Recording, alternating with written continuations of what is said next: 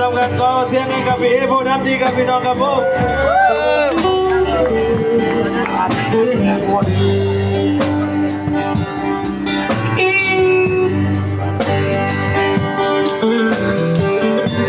และสุดลูกหน้าผมไปบ้านนาเรียนชื่อ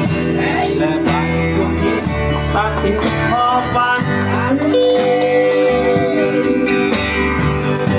มันเด็กสีขาวลงตัวลงต่ำก็ตัวรวมกันมองว่า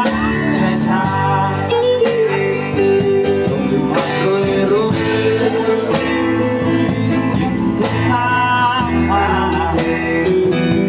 ยังมาเห็นไว้